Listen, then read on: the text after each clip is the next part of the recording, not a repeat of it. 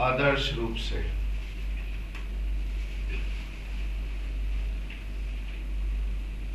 Ideally the best thing जो लोग consider करते हैं कि कोई आपको अगर इकोनॉमिक्स पढ़ा रहा हो तो अजम्पशन करे कि भाई उधर आपको भाई पहले बताना चाहिए व्हाट इज इकोनॉमिक्स, थोड़े फंडामेंटल्स बताने चाहिए, थोड़ी इधर उधर की लाइट लेवल की बातें करके फिर चैप्टर चालू होना चाहिए। हम लोग ऐसा नहीं करते हैं। हम लोग चैप्टर चालू कर देते हैं और डिस्कशन का कुछ बेस बिल्ड करने के बाद then we go back to fundamentals. मैं आज theory of consumer behaviour start कर रहा हूं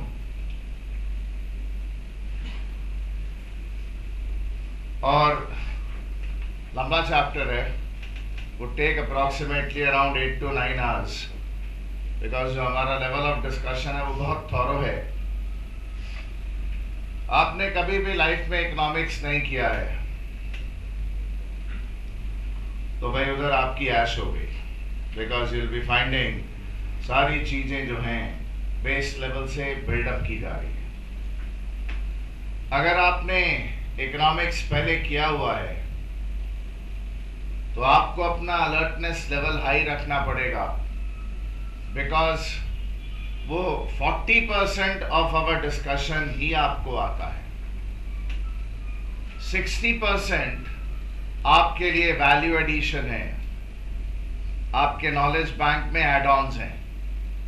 प्रॉब्लम क्या है, जिनको वो 40% इकोनॉमिक्स भी आता है वो क्लास में थोड़ी कम अटेंशन पे कर रहे होते हैं, वो भांगड़ा कर रहे होते हैं, बोला हाँ ये सब क्या मेरे को बता रहे हैं, अरे ये सब बचपन में हम लोग खेल के छोड़ दिया। People have an attitude like this. वो एटीट्यूड से बचिएगा, बिकॉज आप देखेंगे जिनका जीरो बेस है वो तो सीख गए अच्छे से, क्योंकि वो पूरे टाइम अटेंटिव है, उनको मालूम है फर्स्ट टाइम कर रहे हैं। जिनको थोड़ा बहुत आता है उन्हीं के साथ लोचा होता है। सो ओपन माइंड के साथ बैठिएगा। कम इन, अंदर आ जाइए।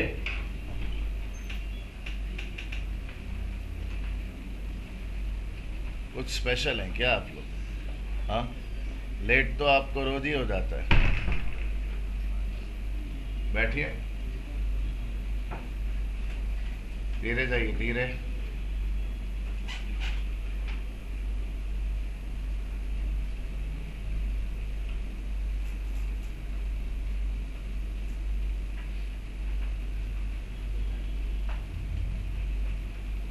आइए भाई,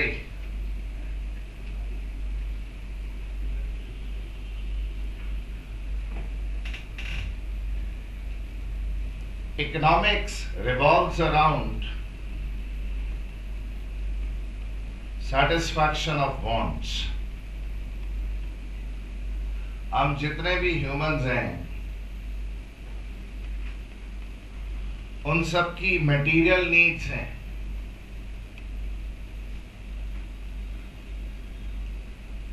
हमारी तो भाई ह्यूमंस की तो पूछिए मत, मटेरियल नीड्स के अलावा नॉन मटेरियल नीड्स भी हैं।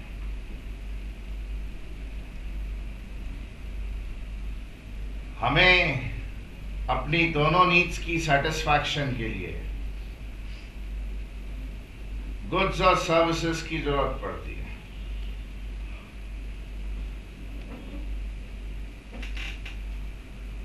भाई भूख लगी तो खाना चाहिए, मन ठीक नहीं आज मूवी देखने की इच्छा है। सो नीड गुड्स की भी है, नीड सर्विसेज की भी है। तो हमारी जितनी तरह की नीड्स हैं उसकी सेटिस्फैक्शन का काम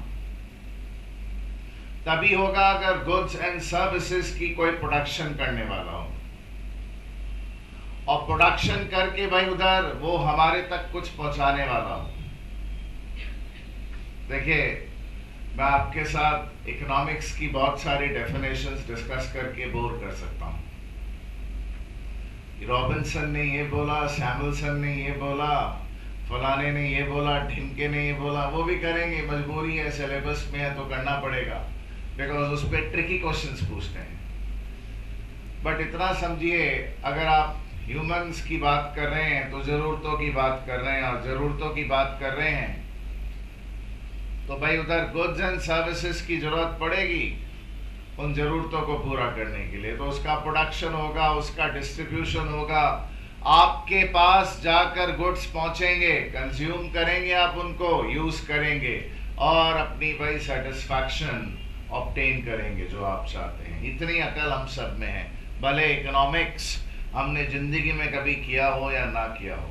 ये सारी एक्टिविटीज जिनका अल्टीमेट ऑब्जेक्टिव ये है कि कोई भी नेशन अपने रिसोर्सेस को किस तरह से मैनेज करता है सो दैट उसके जो सिटीजन्स हैं, उसके जो रेजिडेंट्स हैं, वो जिन लोगों को होल्ड कर रहा है उन लोगों की जरूरतों का सामान या सर्विस अवेलेबल करा दिया जाए।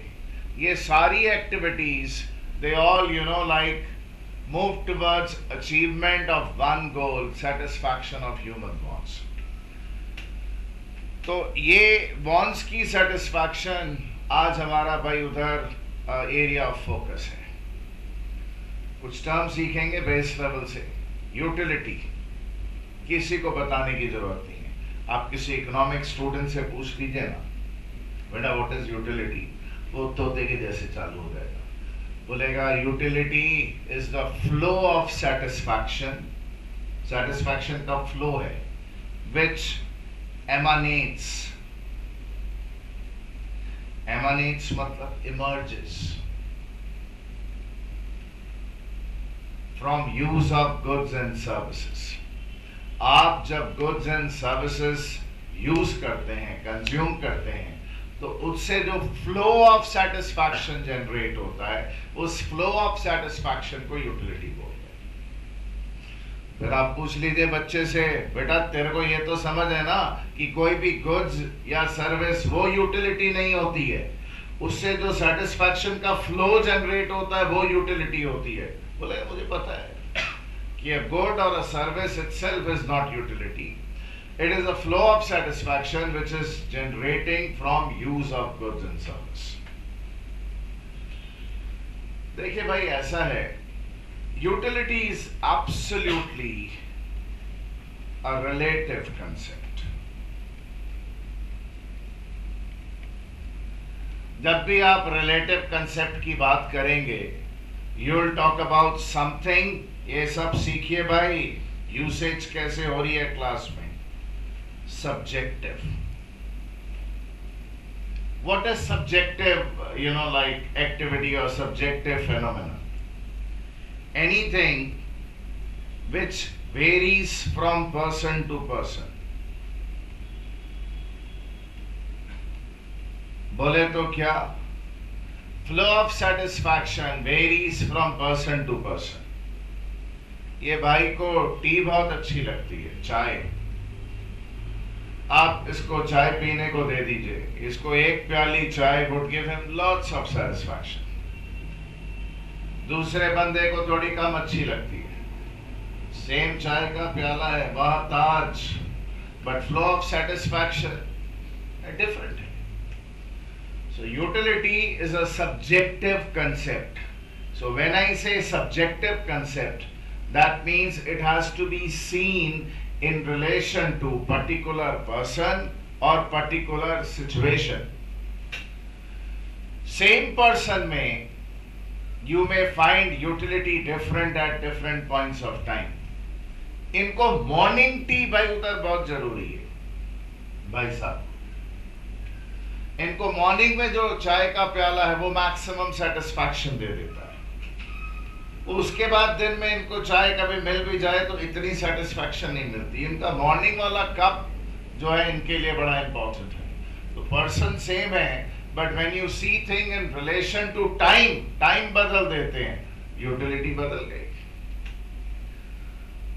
सो मोटी बात क्या समझनी है कि utility is a relative concept, it's subjective in nature, it changes from person to person, it changes from time to time, so it has to be seen in relation to lot of things.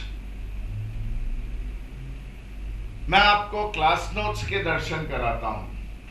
Class notes तो हैं, उसके अलावा कुछ और supplements भी add हो जाएंगे उन क्लास नोट्स में. क्लास नोट्स का जो डिस्कशन है वो बड़ा बेस लेवल का डिस्कशन है.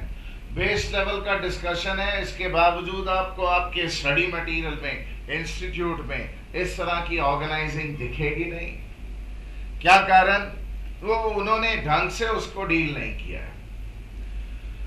भाई मैंने डिमांड का जिक्र भी नहीं किया, मैंने यूज किया थ्योरी ऑफ कंज्यूमर बिहेवियर. आइए, flow of satisfaction from consumption of goods and service. ठीक है, satisfaction is an abstract term.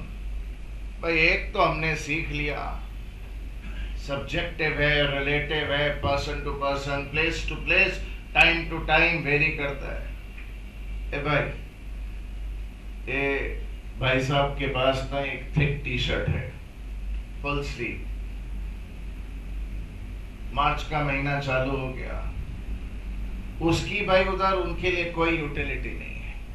पर जब इस क्लासरूम में बैठते हैं तो मोटी टी शर्ट फुल स्लीव वाली, उसके लिए भाई उधर इनके हाई यूटिलिटी है. बिकॉज भाई उधर 1 घंटे की कूलिंग के बाद ठंड लगने लगती है. तो यहां से बाहर निकले तो यूटिलिटी नहीं है, यहां पर है तो यूटिलिटी है. अगेन सब्जेक्टिव हो गया, it's varying from place to place. ये हम समझ चुके हैं. Utility is an abstract thing. कोई भी चीज एब्स्ट्रैक्ट तब होती है जब आप उसको ठीक से डिफाइन नहीं कर सकते. भाई मैंने इनको पूछा, भाई साहब व्हाट इज लव, बताइए. तो बोला लव, बोला इट्स अ फीलिंग. बोला थोड़ा और एक्सप्लेन करिए. बोला नहीं, ज्यादा एक्सप्लेन भाई मैं नहीं कर पाऊंगा. इनको पूछा, भाई what is life, explain what is life. तो भाई एक्सप्लेन नहीं कर पाएंगे व्हाट इज लाइफ. तो कहने का मतलब क्या है? There are things which you cannot define precisely, exactly. Utility is that. Why? Because it's a feeling of satisfaction, and feeling cannot be defined exactly. So इसके लिए इकोनॉमिक्स में भाई उधर थोड़ा पंगा हो जाता है. We work on set of assumptions. हमें कुछ assumptions करके काम करना पड़ता है, क्योंकि इकोनॉमिक्स में बहुत सारी चीजों को प्रिसाइज वे में डिफाइन करना जरूरी होता है, स्पेशली मैथमेटिकल टर्म्स में. अब आपको कोई बोले कि भाई कितना सेटिस्फैक्शन मिला, बता तो नंबर्स में बोल, तो भाई अपने को तो तकलीफ हो जाएगी ना. बोला ले सेटिस्फैक्शन कितना, नंबर में कैसे बोलेगा. तो हमारी अप्रोच में भाई उधर सिचुएशंस हैं, मॉडल्स डेवलप किए गए हैं, जिसमें झक मार के जबरदस्ती हमने अजम्पशन कर ली है नहीं नहीं नहीं यार, हम यूटिलिटी को मेजर कर सकते हैं. Satisfaction is an abstract item, it cannot be precisely defined. ये कुछ रट्टा मारने के लिए, ये कंसेप्ट डेवलपमेंट के लिए चैप्टर का बेस बिल्ड हो रहा है, इकोनॉमिक्स का बेस बिल्ड हो रहा है. Hence it is subjective, varies from person to person, place to place, time to time. बात होगी. Any good या service itself is not a utility. It is a satisfaction emanating from it. चलिए, utility हमने समझा भाई flow of satisfaction है. Since consumer का behaviour, consumer की भाई जो जरूरत है अपनी वॉन्ट्स की सेटिस्फैक्शन की है, इसलिए utility is the root of our discussion. Utility को लेकर इकोनॉमिक्स में 2 अप्रोचेस हैं. वन इज ऑर्डिनल अप्रोच,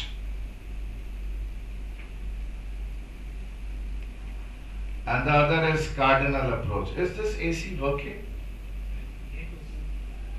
नहीं, वो तो ठीक है, ये AC चल रहा है। ये इसके लूवर्स पैरेलल करिए जरा, ब्लैक लूवर्स होंगे इनसाइड, वो पैरेलल करिए। Why the cooling is not happening?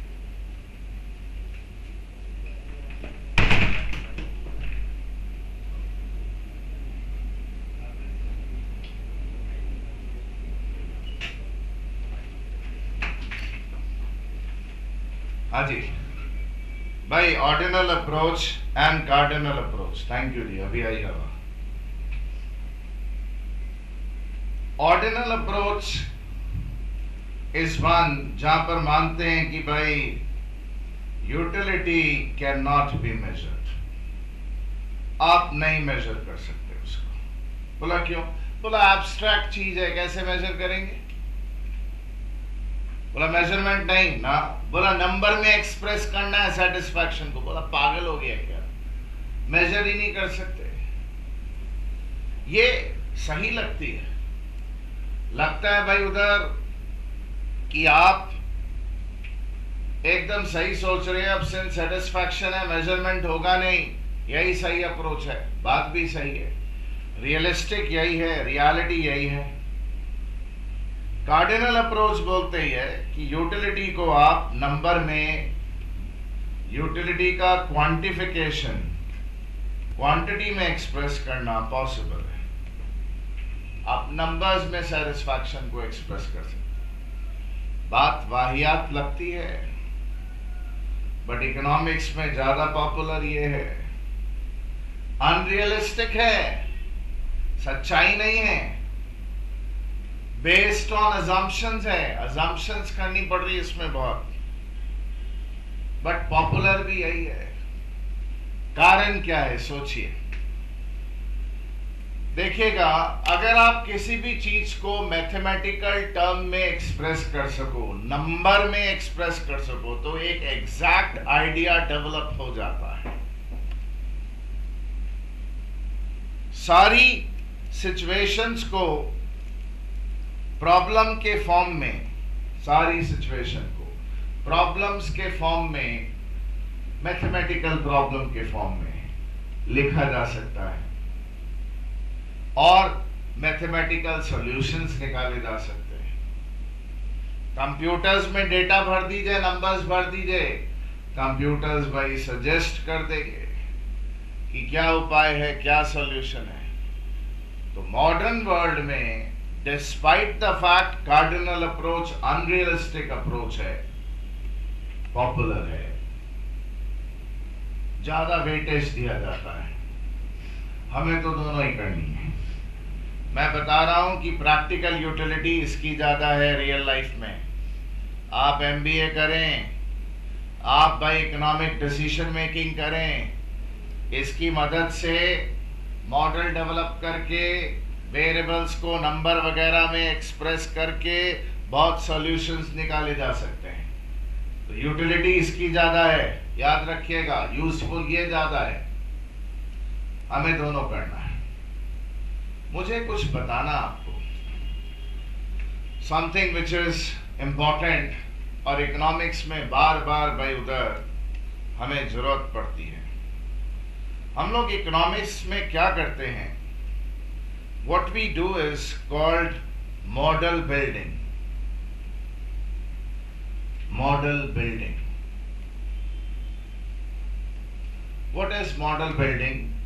हम assume कर लेते हैं कि ये सिचुएशन है और ये कंडीशंस एग्जिस्ट कर रही है। Condition 1 is existing, condition 2 is existing, condition 3 is existing, and भाई उधर ये प्रॉब्लम है, और बताओ भाई उसका सॉल्यूशन क्या है। इकोनॉमिक्स अगर खाली ये बताए ना, सिर्फ ये बताए कि भाई उधर क्या हो रहा है,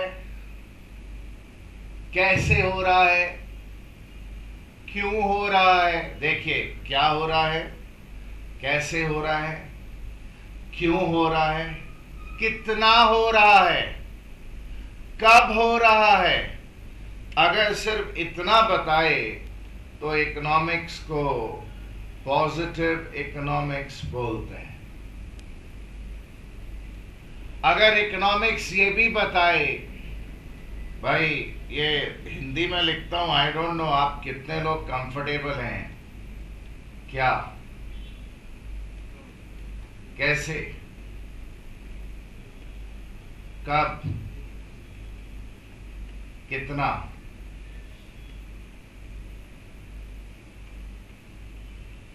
भाई what is happening, how it is happening, when it is happening and to what extent it is happening। कोई भी एक्टिविटी, कोई भी फेनोमेनन अगर हो रहा हो और वो आप उसको एक्सप्लेन करने की ताकत रखती हो, कोई भी फील्ड ऑफ स्टडी, हम तो इकोनॉमिक्स कर रहे हैं तो इकोनॉमिक्स को पॉजिटिव बोलेंगे। बट अगर इकोनॉमिक्स सजेस्ट करे कि व्हाट इज आइडियल, आदर्श क्या है, बेस्ट क्या होगा, how to achieve most desirable situation, it tells you what is right and what is wrong। when it preaches, बता रहा है भाई कि भाई preaches क्या जी, वेलफेयर, भलाई प्रीच करे। कैसी भलाई? मैक्सिमम लोगों की भलाई। when it preaches welfare, when it sets standards, when it sets norms, जब वो बताए बेस्ट क्या होगा और इसको अचीव करने के लिए क्या करना पड़ेगा, तब भाई उधर इकोनॉमिक्स जो है नॉर्मेटिव हो जाती है। सो कोई आपको बोले पॉजिटिव इकोनॉमिक्स क्या है और नॉर्मेटिव इकोनॉमिक्स क्या है, उसमें डिफरेंस क्या है, तो ये डिफरेंस है। कर तो रहे हैं थ्योरी ऑफ कंज्यूमर बिहेवियर, करते करते बीच में उसके पहले जो एकदम फर्स्ट चैप्टर है उसमें छलांग मार लेते हैं हम लोग। आप घर में जाकर आपका जो भी स्टडी मटेरियल है उससे जब रीड करेंगे तो थ्योरी ऑफ कंज्यूमर बिहेवियर में हमने जो डिस्कशन किया आपको मैट में दिखेगा ही नहीं, उससे बहुत ज्यादा दिखेगा। और उसके अलावा ये जैसे डिस्कशन है, दिस बिलोंग्स टू उसके पहले वाला चैप्टर। आप जाकर पढ़ेंगे तो आप रिलेट करेंगे, हाँ सर ने बताया था कि पॉजिटिव इकोनॉमिक्स और नॉर्मेटिव इकोनॉमिक्स में क्या फर्क है। क्वेश्चन पूछते हैं इस पर बदतमीज लोग। मैं एक एग्जांपल देकर बताता हूं आपको। मान लीजिए इंडिया में अनएम्प्लॉयमेंट है, एग्जांपल सुनिए भाई, अनएम्प्लॉयमेंट। भाई क्यों है भाई, क्या कारण है अनएम्प्लॉयमेंट का, कैसे हुआ इतना अनएम्प्लॉयमेंट, कब से है और कितना है और कितने तरह का है। देखिए बहुत सारे question, how many kinds of unemployment, ये सब खाली एक्सप्लेन करके इकोनॉमिक्स भाई हाथ झाड़ ले तो वो पॉजिटिव इकोनॉमिक्स। बट अब अगर वो सजेस्ट करे कि भाई क्या अनएम्प्लॉयमेंट सही है, इज इट ओके, क्या थोड़ा बहुत अनएम्प्लॉयमेंट कंट्री में होना चाहिए या होता है, कितना अनएम्प्लॉयमेंट होना चाहिए। अच्छा, अनएम्प्लॉयमेंट के कारण प्रॉब्लम क्या क्या हो रही है सोसाइटी को भाई, और वो प्रॉब्लम जो हो रही है उसको दूर करने का क्या उपाय है, बेस्ट सिचुएशन क्या होगी। किस भाई उधर लेवल ऑफ एम्प्लॉयमेंट को अपने को अचीव कर लेना चाहिए, डिजायरेबल लेवल हमारा क्या है, हमें कहां पहुंच जाना चाहिए। अनएम्प्लॉयमेंट से रिलेटेड साहब, उधर रिलेटेड अनएम्प्लॉयमेंट से रिलेटेड जो भी प्रॉब्लम्स कंट्री फेस कर रही है उसको दूर करने के क्या क्या स्टेप हैं, किस तरह से लोगों का वेलफेयर मैक्सिमाइज किया जाए। अगर ये सब भी इकोनॉमिक्स सजेस्ट करने का काम करेगी तो वो नॉर्मेटिव हो जाएगी, then it would become normative। और अगर इकोनॉमिक्स नॉर्मेटिव नहीं है तो बेकार है, इट इज यूजलेस। अभी कुछ सालों में, 25-30 सालों में, लास्ट 25-30 ईयर में इकोनॉमिक्स का एक स्पेशल सब ब्रांच डेवलप हुआ है, वेलफेयर इकोनॉमिक्स। क्यों भाई साहब, ध्यान नहीं है आपका? हाँ, बताओ आपके मन में क्या चल रहा है? Sir I am feeling very boring. तो अगर आपका दिमाग ऐसा चल रहा है ना भाई उधर कि I am feeling very bored, excited तो आप ही दिख रहे हैं सर, मैं तो बड़ा बोर सा फील कर रहा हूं, तो आप इडियट हैं, क्योंकि आपको पता ही नहीं। आप ये कोर्स करो तो आपको भाई उसका इम्प्लीकेशन समझ नहीं आता। आप जैसे ही एमबीए कोर्स में एडमिशन लेते हो, you instantly understand, wow what applications, क्या दिमाग लग रहा है, मजा आ गया। आपके लेवल पे तो दिमाग लगता ही नहीं है, इसलिए आप भाई ब्रेन शार्पनिंग के बारे में सोचते भी नहीं हो। तो जरा अलर्ट रहिएगा भाई। आप मेरा एंथुजियाज्म देखिए और अपने एंथुजियाज्म को उससे मैच करिए, और आपको लगे कि आपका एंथुजियाज्म कम है तो इकोनॉमिक्स अपने आप घर में कर लीजिए, क्योंकि मैं बहुत एडिशनल बताऊंगा और इस तरीके से बताऊंगा कि आपको कभी दोबारा पढ़ने की जरूरत नहीं पड़ेगी अगर आप सिंसियर स्टूडेंट हैं तो। वेलफेयर इकोनॉमिक्स एक नया साइंस, मतलब सब फील्ड जो है, सब डिसिप्लिन इकोनॉमिक्स में डेवलप हो गया। और इसका भाई उधर वो प्राइज भी अपना वो इंडियन ले चुका है, क्या नाम है, अमर्त्य सेन। अमर्त्य सेन है ना, वो बंगाल वाला बंदा, economist, doctor Amartya Sen, Nobel laureate. हाँ हाँ भाई, अमर्त्य सेन भाई, हम हिंदी में भाई उधर अमर्त्य बोलते हैं, आप उसको अमूर्त्य प्रोनाउंस करते हैं। It's a Sanskrit word. Okay, तो पॉइंट इज गाइस, जरा ख्याल करिए। मैं आपको दोबारा भाई एकदम फाइनली फिर आगे बढ़ जाते हैं। अगर मैं आपको बताऊं कि यार ये जो एटम्स हैं, ये अगर यूरेनियम ले लिया जाए और एटम्स को भाई उधर स्प्लिट करने की कोशिश की जाए तो एनर्जी जनरेट होती है, कितनी एनर्जी जनरेट होती है, और भाई उधर कैसे होती है, ये सब बताऊं, क्यों, कैसे, कितना, ये सब। तो भाई उधर फिर तो हम पॉजिटिव एस्पेक्ट की बात कर रहे हैं। बट अगर मैं ये सजेस्ट करूं कि भाई ये एटम से जो एनर्जी जनरेट होती है उसको इन अच्छे कामों के लिए यूज करना चाहिए, उपदेश दे रहा हूं जी, अच्छे कामों के लिए यूज करना चाहिए। उपदेश को भाई सरमन बोलते हैं, सरमन। वैल्यू जजमेंट्स बोलते हैं, वैल्यू जजमेंट्स, वैल्यू जजमेंट्स दी जा रही है कि क्या सही है क्या गलत है। नहीं जी, एटम की एनर्जी को घरों में इलेक्ट्रिसिटी प्रोवाइड करने के लिए यूज करना चाहिए, बॉम्ब्स बनाने के लिए यूज नहीं करना चाहिए, दिस एंड दैट। अगर ये मैं प्रेस्क्राइब करता हूं तो वो नॉर्मेटिव हो जाता है। तो इकोनॉमिक्स का भी वही है भाई उधर, पॉजिटिव नॉर्मेटिव इकोनॉमिक्स। घर में जाएंगे आप और जाकर भाई उधर वो जो भी आपका चैप्टर एकदम बिगिनिंग में है उसमें पॉजिटिव नॉर्मेटिव इकोनॉमिक्स का जितना लिटरेचर है पढ़कर क्लियर कर लेंगे। आपकी अगर इंग्लिश वीक है तो भाई उधर सारे वर्ड्स के मीनिंग खोजकर जो हमने डिस्कस किया है उससे रिलेट कर लेंगे। अगर आप सिंसियर स्टूडेंट हैं वो काम भाई उधर आज ही हो जाएगा या लेट से लेट कल तक हो जाएगा। ओके, नाउ गाइस आगे बात करते हैं। मैं यूटिलिटी के बारे में डिस्कस कर रहा था और मैं डिस्कस कर रहा था ये टर्म प्रेमाइसिस, प्रेमाइसिस का अकाउंट्स में मतलब होता है वो प्लेस, लैंड एंड बिल्डिंग।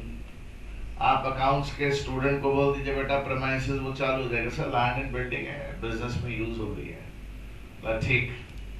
तो प्रेमाइसिस का एक मीनिंग और है भाई, प्रेमाइसिस का मतलब होता है प्रिजम्पशंस।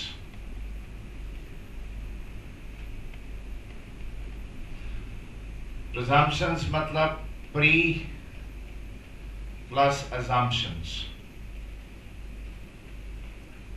ये क्या भाई, इसका मतलब है प्री कंडीशंस assumed।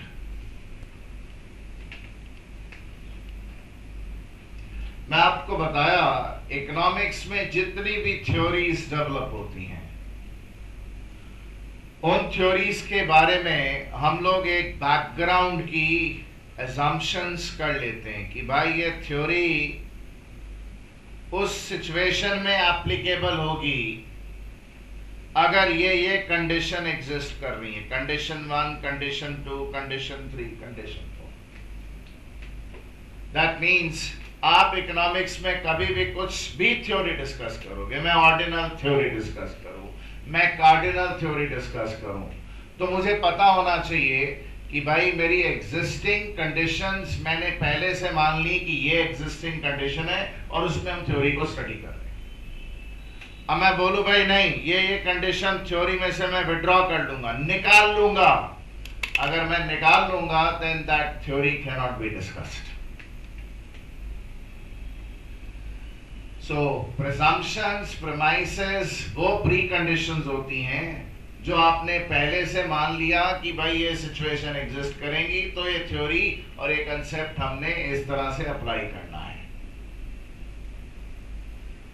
और यही प्री कंडीशंस उस थ्योरी की लिमिटेशंस होती हैं, कमजोरियां होती हैं, वीकनेस होती है। आपको पूछ ले कि भाई ये थ्योरी का वीकनेस क्या है जरा बता, तो अगर आपको उसकी प्रिजम्पशंस पता है थ्योरी की कि इस थ्योरी में पहले से क्या क्या एज्यूम किया है, आप अगर उनको स्टेट कर दें तो आपने लिमिटेशंस डिस्कस कर दिया।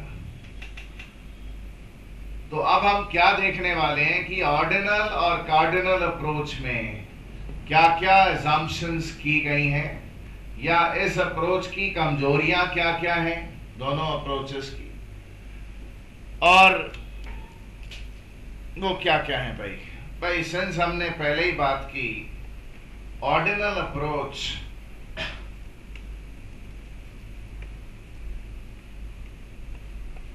मान के चलती है कि आप यूटिलिटी को मेजर नहीं कर सकते, यूटिलिटी को नंबर्स में एक्सप्रेस नहीं कर सकते, क्वांटिफिकेशन पॉसिबल नहीं है, कहने का मतलब ये है।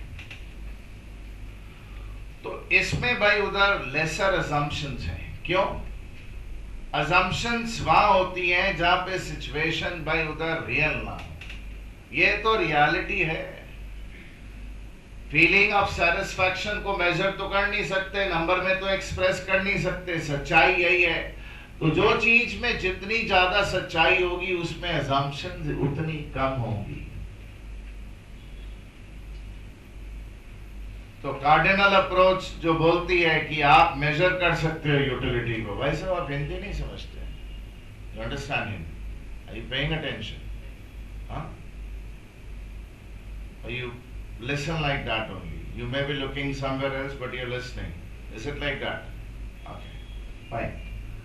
No, it happens with couple of people। आप देखेंगे कि कुछ लोगों को जो क्लास में पार्टिसिपेट करते हैं वो मैं टोकता रहता हूँ, इनको टोकता रहता हूँ, ये भाई साहब को टोकता रहता हूँ। दैट मीन्स क्या ये लोग ध्यान नहीं दे रहे? नहीं, because these people look like people who are very good at calculation, very good at thinking. So मैं चाहता हूँ कि अगर वो इस तरह के कोई भी लोग हों उनका ध्यान भाई उधर बना रहे, हटे नहीं। बाकी कई लोग हैं जो मुझे देखते तो जरूर हैं बट दिमाग में भाई उधर कुछ अपनी आलिफ लैला की कहानियां चल रही होती हैं। देखते वो मुझे रहते हैं, बट मेरे को तसल्ली रहती है, हाँ भाई देख रहा लगता है। कार्डिनल अप्रोच रियलिटी पर बेस नहीं है। यूटिलिटी का आप क्वांटिफिकेशन करते हैं, मेजरमेंट करते हैं, इट हैज मोर असम्पशंस, इसमें ज्यादा असम्पशन है दी। तो वो असम्पशंस, वो प्रेमाइसेस अभी हम लोग लिस्ट आउट करें, उसके पहले इन दोनों की कॉमन असम्पशंस अपने को समझनी है। भाई सर आप जैसे पढ़ा रहे हैं उसका ऑब्जेक्टिव क्या है? कुछ भी किसी भी तरह के तरीके से वो आपको क्वेश्चन पूछे, क्योंकि आपके क्वेश्चन अगर वो लंबे होते तो मैं रैपिडली आपको एक्सप्लेन करके पॉइंट्स रैपिडली कि भाई ये 6 पॉइंट है, ये लिखने हैं, भाई उधर ये समझ लो हल्के से और हो गया। बट अभी सीन ऐसा नहीं रहा ना। अभी तो भाई उधर सीएस वालों को भी भाई क्वेश्चन जो है ट्रिकी पूछने का वो चालू हो गया, सीए वालों को तो भाई मारा हुआ था, और कॉस्टिंग वालों को तो ऐसे ही भाई जो बच्चे हैं उनको बहुत ध्यान देना पड़ता है, बिकॉज उनके इकोनॉमिक एप्लीकेशन तो आगे स्टेजेस में भी अच्छी खासी होती है। तो आइए जरा क्लास नोट्स का नजारा देखें, इनके बारे में साहब थोड़ी डिस्कशन हो जाए। ऑर्डिनल एंड कार्डिनल अप्रोच, ध्यान दीजिएगा भाई। Ordinal approach, utility being abstract cannot be measured exactly, it is not quantifiable. Cardinal approach, utility can be measured precisely, it is quantifiable. Ordinal approach is a realistic approach. क्यों? सच्चाई यही है कि आप major नहीं कर सकते। अनरियलिस्टिक बट पॉपुलर यही है। People relate to it comfortably, since number में एक्सप्रेस्ड है, people relate to it comfortably. भाई रुकिएगा जरा, एक इंटरेस्टिंग चीज आपके नोटिस में लेकर आनी है, जो आगे इंडिफरेंस कर्व एनालिसिस में आपका समझना बहुत जरूरी होगा। क्या भाई?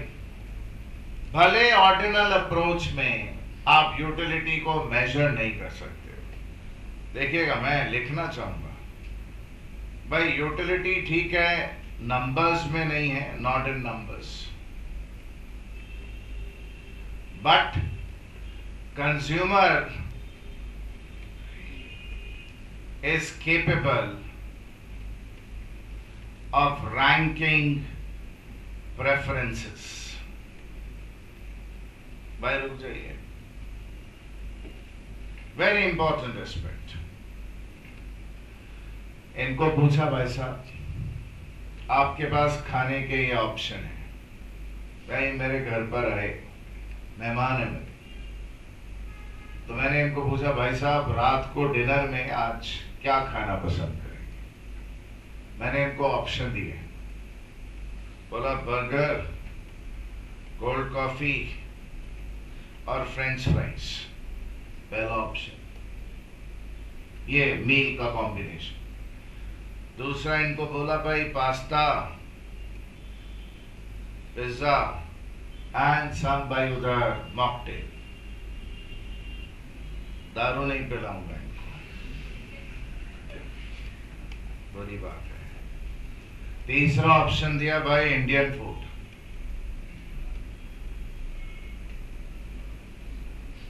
ये तीनों से जो इनको सेटिस्फैक्शन मिलती है, इसको नंबर में एक्सप्रेस नहीं कर सकते। और खाना बनेगा कैसा भाई, उधर टेस्ट कैसा होगा वो तो पता नहीं ना भाई। बट इनको आपने पूछा भाई तू अपनी प्रेफरेंसेस रैंक कर, तो ये बोलते हैं यार मुझे सबसे ज्यादा सेटिस्फैक्शन इस फूड से मिलता है। भाई ये फिर भी चल जाएगा, भाई साहब बोल रहे हैं मुझे इंडियन फूड अच्छा नहीं लगता, बहुत ऑयली होता है, this and that, I don't like Indian food. मतलब कि अगर इनको ये खाना दिया जाए तो इनकी हाईएस्ट सेटिस्फैक्शन इससे होगी, सेकंड ये प्रेफर करेंगे, थर्ड ये प्रेफर करेंगे। आप भले आप क्वांटिटेटिवली यूटिलिटी मेजर नहीं कर सकेंगे, बट कौन सा ज्यादा भाई सेटिस्फैक्शन देगा, कौन सा कम सेटिस्फैक्शन देगा, वो रैंकिंग करने का कैपेबिलिटी है, भले आप क्वांटिफिकेशन कर पाए नहीं कर पाए। Ordinal approach is based on lesser assumptions. This is based on large number of assumptions.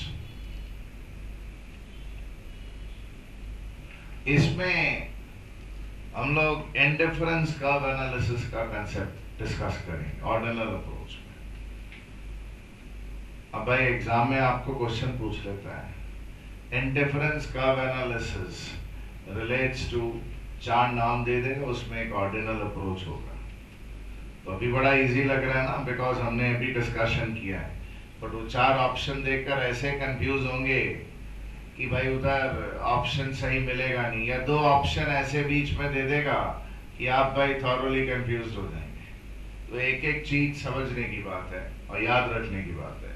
Cardinal approach में जो कंसेप्ट्स इकोनॉमिक्स में पॉपुलर हैं, that is law of diminishing marginal utility, law of equi marginal utility and concept of consumer surplus, ये सब cardinal approach से related है। These are all related with cardinal approach. Ordinal approach modern economist लोग जो हैं उन्होंने develop की, मतलब बहुत सालों तक इकोनॉमिस्ट लोग अपने बाल नोचते रहे, यार समझ नहीं आ रहा है, यूटिलिटी को मेजर नहीं कर पाते हैं, कैसे यार थ्योरी डेवलप करें। तो for lot of years theory could not be developed. ये भी हाल फिलहाल लास्ट बाई 100 इयर्स में डेवलप हुआ है। बट कार्डिनल अप्रोच, उसकी थ्योरी तो भाई उधर वो एडम स्मिथ के टाइम से, क्लासिकल इकोनॉमिस्ट के टाइम पर डेवलप्ड है। भाई इसको डेवलप करने वाले कौन कौन से इकोनॉमिस्ट हैं? और कार्डिनल अप्रोच को मार्शल है और दूसरे क्लासिकल अल्फ्रेड मार्शल और बाकी क्लासिकल इकोनॉमिस्ट। ये मॉडर्न इकोनॉमिस्ट ने डेवलप की हुई थ्योरीज। और भी थ्योरीज हैं इंडिफरेंस कर्व एनालिसिस से बियॉन्ड, और भी एडवांस थ्योरीज हैं, बट हमारे कोर्स में नहीं है, इसलिए हम उनको मेंशन भी नहीं करते। ये देखिएगा कार्डिनल अप्रोच में, देखिए राइट हैंड साइड में, mathematical model building is possible and frequent. Cardinal approach में सिंस आप यूटिलिटी को नंबर में एक्सप्रेस कर पाते हो, क्वांटिफाई कर सकते हो, मैथमेटिकल मॉडल बिल्डअप करना पॉसिबल है। ऑर्डिनल अप्रोच में मैथमेटिकल मॉडल बिल्डअप नहीं होते। ओके, चालू हो गया जी डिस्कशन। सर एक बात बोले आपको, सर हम इकोनॉमिक्स ये सोच कर आया कि हम जैसे ही घुसेगा ना क्लास में, सर ऐसा डायग्राम बायग्राम अपने को दिखना चालू हो जाएगा। सर वो कब दिखेगा? मेरे अंदर भाई उधर बहुत साफ उधर तकलीफ है मेरे को सर, उसी में प्रॉब्लम होता है मेरे को भाई सिखाने का। अबे गधे, तेरा बेस ही डेवलप नहीं हुआ, देखो तो प्रॉब्लम होगा ही होगा। मैं तो तेरे साथ लाइंस एंड कर्व्स का डिस्कशन भी करने वाला हूं कि भाई मैथ्स के लिए जो बेसिक फंडामेंटल्स चाहिए, लाइंस क्या, कर्व्स क्या, स्लोप क्या, मैं तो सब डिस्कस करूंगा। सर आपने कभी फंडामेंटल डिस्कस किया है? भाई मैं नहीं भी करता हूं ना, तो भी ड्यूरिंग द क्लास मैं सब कुछ डिस्कस कर लेता हूं, जो डिस्कस किया हुआ है वो रीडिस्कस कर लेता हूं। क्यों? अभी थोड़ी देर में बताऊंगा भाई, रुक जाइए। तो ये अजम्पशंस जो अब हैं, ऑर्डिनल अप्रोच हम स्टार्ट कर रहे हैं और ऑर्डिनल की और कार्डिनल की जो कॉमन अजम्पशंस हैं वो कर रहे हैं। आई होप आपको क्लियर है कि ऑर्डिनल अप्रोच में भाई अजम्पशंस थोड़ी हैं, कार्डिनल में कुछ तो सेम है, प्लस कार्डिनल में और एडिशनल अजम्पशंस भी हैं। तो एक कमजोरी है कार्डिनल अप्रोच की, it's based on lot of assumptions. तो अभी हम क्या कर रहे हैं, दोनों की कॉमन अजम्पशंस, जो दोनों थ्योरीज के लिए रेलेवेंट है। कोई थ्योरी व्योरी नहीं कर रहे हैं, प्रैक्टिकल पर्पस के लिए किया जा रहा है, बार बार ख्याल करिएगा। वो लिखा हुआ वहां पे, प्रेमाइसेस को presumptions, that is pre assume, pre conditions बोलते हैं, जो कार्डिनल के साथ कॉमन है। पहला कंप्लीट इंफॉर्मेशन। भाई ये देखिएगा,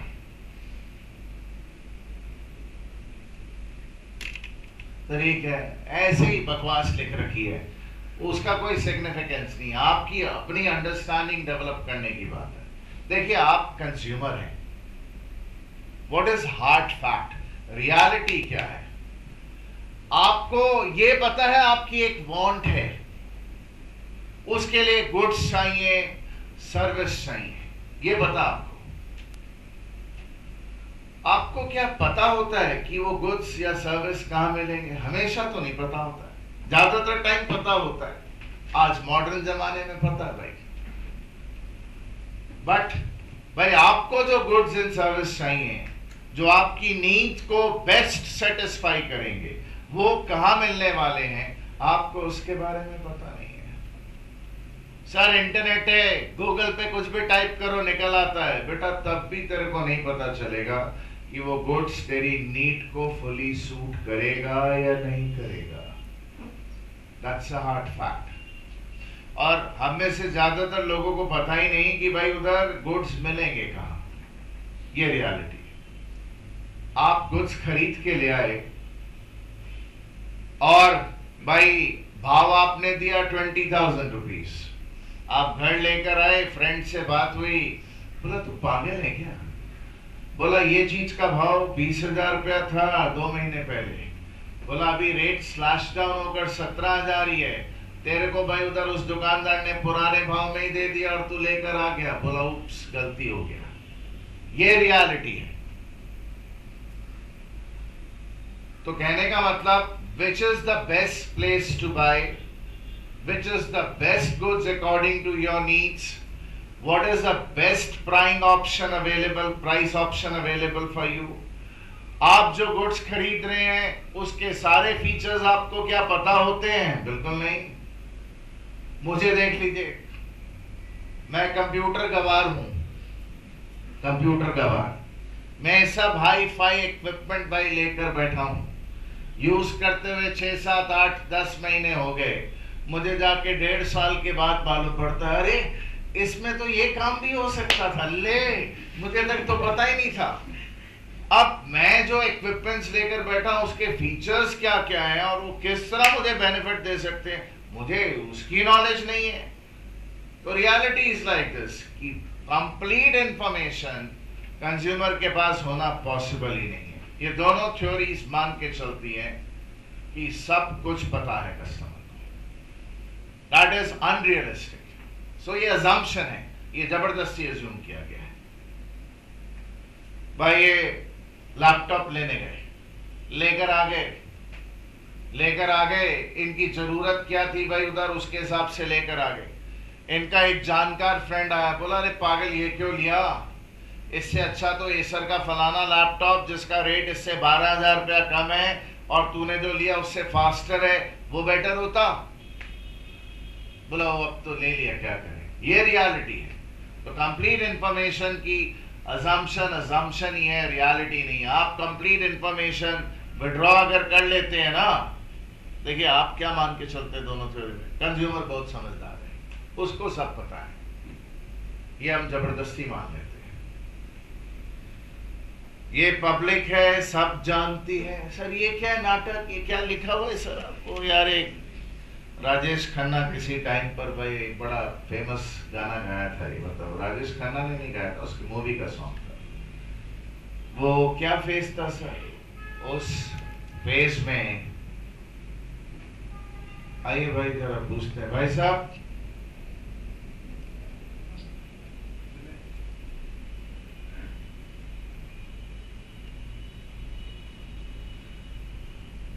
क्या लिखा? What is that?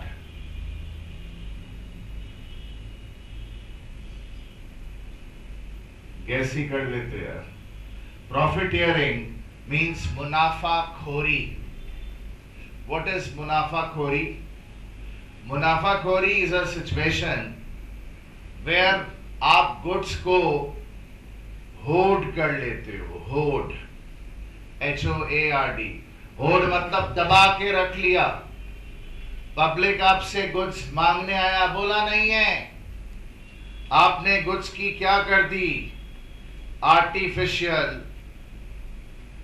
Scarcity create कर दी,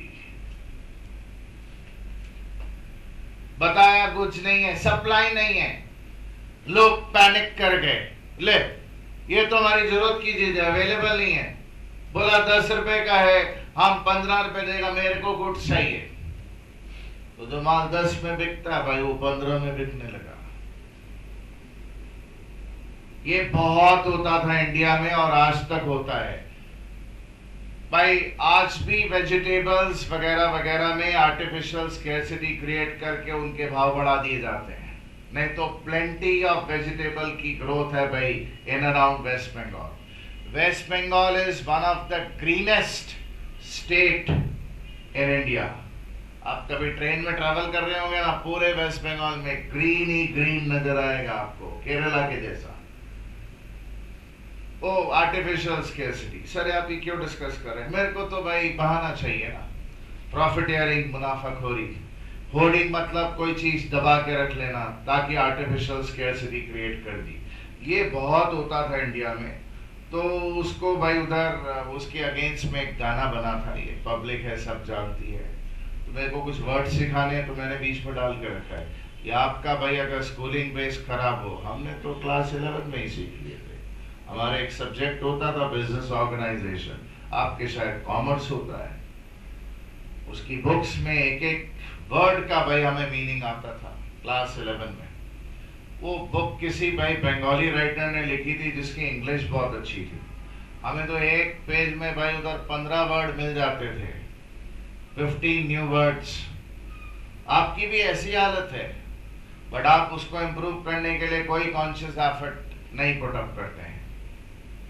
आपके लिए होना ये चाहिए, इकोनॉमिक्स के स्टडी मैट के जितने नए वर्ड्स हैं जिनके मीनिंग नहीं आते हैं, आपका जो स्टडी मटेरियल है उसका सबका मीनिंग लिखकर आपको 1-2 दिन के अंदर रख लेना चाहिए। You should be doing that. ये सब करेंगे तो आगे बढ़ेंगे।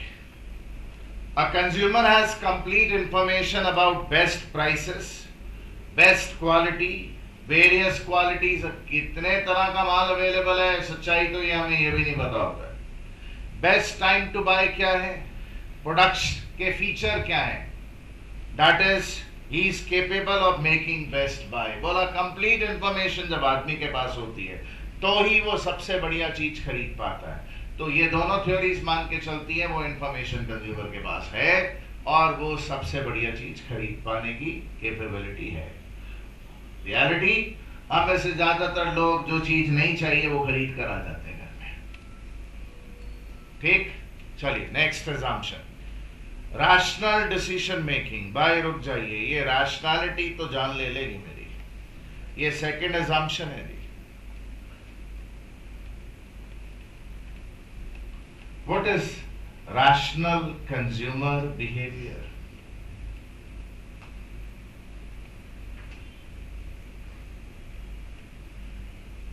ओके,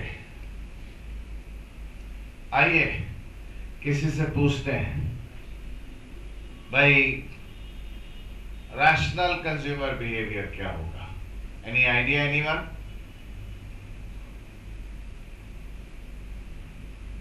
देखिए, जब कोई भी कंज्यूमर कॉस्ट किसी गुड्स या सर्विस का क्या है और उससे क्या बेनिफिट मिलता है, ये भाई उधर मेजर करके देखने की कैपेबिलिटी है कि भाई मैंने क्या खोया और मैंने क्या पाया, ये मेजर करता है और फिर सोच के समझ के डिसीजन लेता है, तो बोलते हैं वो रैशनल कंज्यूमर है। रियलिटी क्या है, हम लोग ऐसे नहीं हैं। हम लोग कैसे लोग हैं भाई? Reality irrational. हम लोग इरैशनल क्यों हैं? बिकॉज हम लोग इंपल्सिव हैं।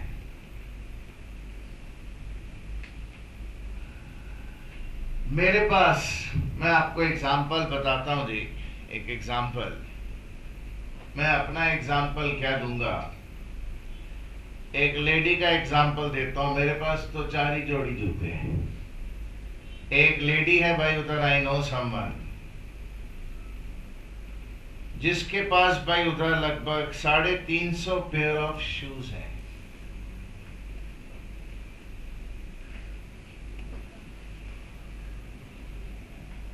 साढ़े 350 पेयर ऑफ शूज पहनती वो 5-6 ही है ऑन रेगुलर बेसिस। बाकी क्या गई, लंदन गई, वहां खरीद लिया। फिर भाई यूएस का ट्रिप था, वहां पे खरीद लिया। अरे कितने प्यारे लग रहे हैं ना, चलो ले लेते हैं। वो करके भाई उधर शी इज बाइंग, मतलब all our decisions are based on impulse. उसका क्या बेनिफिट है, नहीं है, कॉस्ट, वो सब डिसीजन मेकिंग नहीं। सर इससे तो हमको लग रहा है, इम्पल्सिव मतलब हो गया कि पैसे बहुत है, नहीं। Even people who don't have money are impulsive. I knew someone जिसकी भाई उधर मंथली इनकम 15,000 पर मंथ थी। ये देखिएगा, उसके घर में एक फ्रिज था, रेफ्रिजरेटर, 15,000 पर मंथ। भाई न्यूज़पेपर में एक दिन ऐड आया कि भाई रेफ्रिजरेटर अवेलेबल है, 250 पर मंथ का ईएमआई। पता नहीं क्या हुआ, उसको जाकर एक और रेफ्रिजरेटर ले आया। घर में 2-2 रेफ्रिजरेटर है। तो मैं कोइंसिडेंटली बंदे को भाई किसी काम से मैं उसके मिलने मुझे घर जाना पड़ा। समवन आई न्यू, किसी का एम्प्लॉय था। तो मैंने उसको बोला, यार तेरे घर में तो 2-2 फ्रिज है। बोला हाँ सर, वो 250 रुपया पर मंथ का इंस्टॉलमेंट था, हमने बोला एक ले लेते हैं। और अरे आपको जरूरत नहीं है, फिर भी आपने ले लिया। This is reality. तो कंज्यूमर ये लोग मान के चलते हैं, नहीं नहीं नहीं, अपना कंज्यूमर ऐसा नहीं है। सोच कर समझ कर, कॉस्ट बेनिफिट मेजर करके, बैलेंस करके, बेस्ट गुड्स प्रोड्यूस, मतलब जो परचेज करने की उसको जो जरूरत है वो लेगा। बट ये भाई उधर अजम्पशन ही है, रियलिटी तो कुछ और है। आइए पढ़ते हैं। Consumer can make best judgement, ये assumption, can make best judgement considering उसकी नीड क्या है, उसकी बाइंग ताकत क्या है। कई लोग बहुत स्टूपिड होते हैं, बहुत ज्यादा स्टूपिड। मैं आपको बताता हूं, आप भी उन स्टूपिड में से हो सकते हैं। वो बहुत स्टूपिड लोग क्या करते हैं, उनकी इनकम जो है इतनी नहीं है कि भाई 20 लाख रुपए की कार अफोर्ड कर लें। I knew a young guy who was working salt lake में, भाई किसी कॉल सेंटर में मैनेजरियल पोस्ट पे था। 5 साल पहले की बात बता रहा हूं।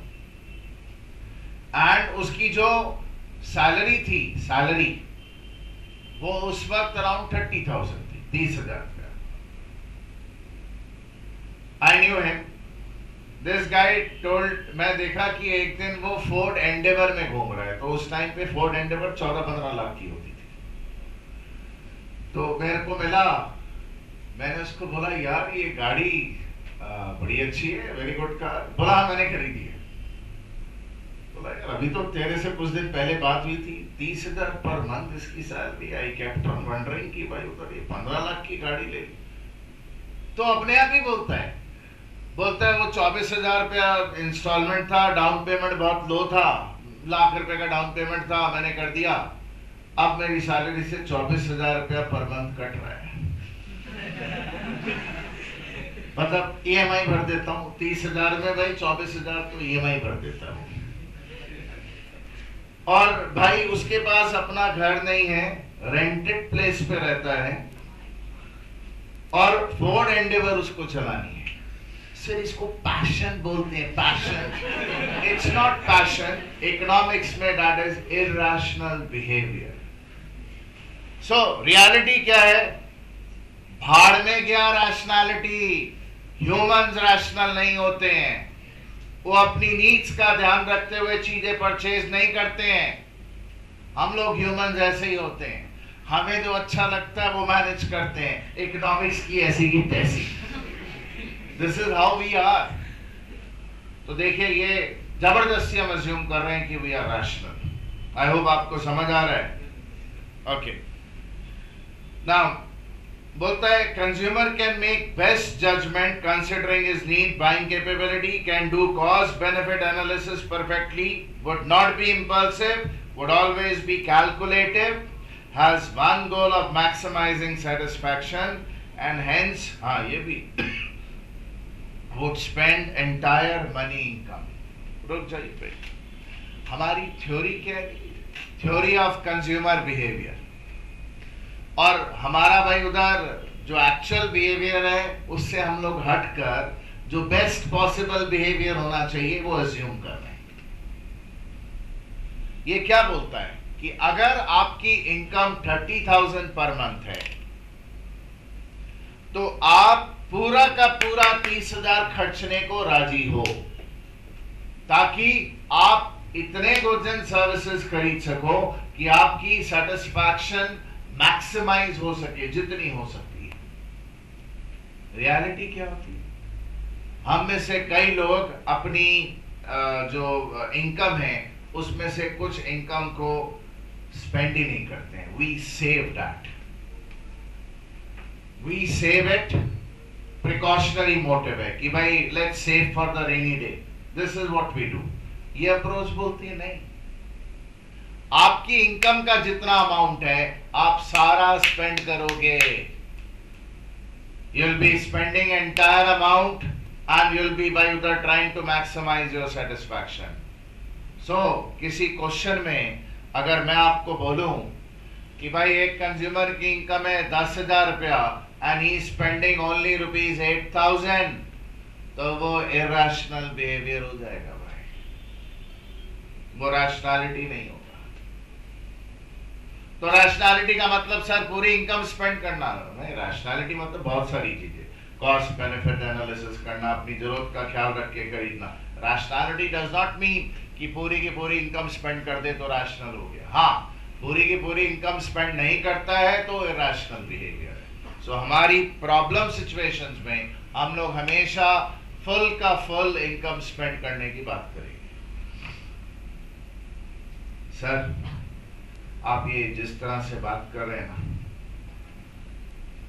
हमको सर थोड़ा सा ये जैसे आप ये बता रहे हैं, मेरे को इसका सर एक प्रैक्टिकल एग्जांपल, डायग्राम सर बहुत देर हो गया, डायग्राम हमको अभी मांगता है। देखिए आप ये जो डायग्राम सिखाते हैं ना, जो प्रॉपर टाइम पर आएगा उसी वक्त डिस्कस करना अक्लमंदी है। कोई जबरदस्ती बोले कि क्यों ये थ्योरी इंपॉर्टेंट है, क्यों सर इतना टाइम भाई वेस्ट कर रहे हैं, तो आइए मैं आपको ऑर्डिनल अप्रोच में आगे जाकर हम लोग ध्यान दें। आगे जाकर सर ये क्या किया, बीच में ऐसा जंप लगाकर कभी भी आगे नहीं बढ़ूंगा। अभी क्यों बढ़ रहा हूं, बिकॉज आप में से कई लोग बहुत स्टूपिड हैं। मैं बार बार बोल रहा हूं कि ये प्रैक्टिकल पर्पस के लिए हमने थ्योरी का डिस्कशन, आपको जो लग रहा है वो प्रैक्टिकल के लिए कर रहे हैं, उनके समझ में कुछ नहीं आ रहा है। तो उनको एक नज़ारा दिखा दिया जाए कि अगर आप यहाँ बैठ के जमाइयाँ ले रहे हैं और अपने आप को जगाए रहने की कोशिश कर रहे हैं, तो आपसे बड़ा स्टूपिड कोई नहीं है। बिकॉज जो आप क्लास में सुनेंगे अगर वो परमानेंटली याद नहीं रहता है तो ये बेकार है। आप इकोनॉमिक्स की क्लास के एंड में बोले क्या है ये थ्योरी पढ़ा के छोड़ दिया। आइए मैं आपको भाई उधर ये नेक्स्ट क्लास में पहुंचना था, अभी थोड़ी आपको एक पिक्चर दिखा दूं। देखिए क्या भाई, will come across situation of budget line, इसी चैप्टर में आगे आने वाला है। What is budget line? भाई एक कंज्यूमर की जितने मर्जी गुड्स खरीद ले ऐसी ताकत तो होती ही नहीं है। क्यों? अरे लिमिटेड इनकम होती है भाई। अब लिमिटेड इनकम है तो जितने मर्जी गुड्स चाहे थोड़ी खरीद लेगा। तो उसका एक बजट होता है, बजट के बियॉन्ड वो स्पेंड नहीं कर सकता। ये देखिएगा, late his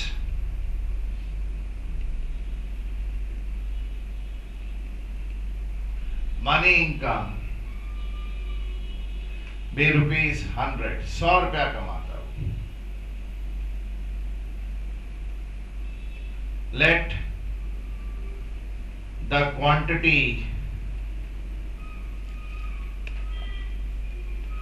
let him consume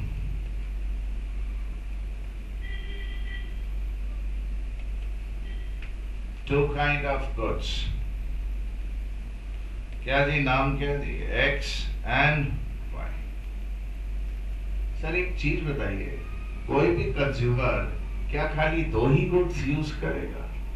नहीं नहीं, बहुत सारे गुड्स यूज करेगा। आप दो क्यों ले रहे हैं? ये देखिएगा, ये मैं यहां डायग्राम बनाऊंगा। कहां पर बना रहा हूं? एक प्लेन पर।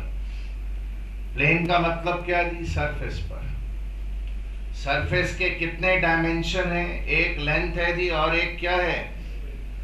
ब्रेथ। मैं अगर डायग्राम बनाऊंगा तो मैं तो दो ही डायमेंशन ले पाऊंगा ना, एक तो लेंथ और दूसरी क्या? ब्रेथ। तो मैं दो से ज्यादा गुड्स का डिस्कशन नहीं कर पाऊंगा। हमारी जितनी डायग्राम्स बनेंगी उनमें हम नॉर्मली दो वेरिएबल्स की बात करेंगे। मैं एक अक्लमंदी का काम आपके साथ जरूर करवा सकता हूं। ये देखिएगा, आप X को मान सकते हैं कि ये ब्रॉड कैटेगरी ऑफ गुड्स है। क्या जी? Food.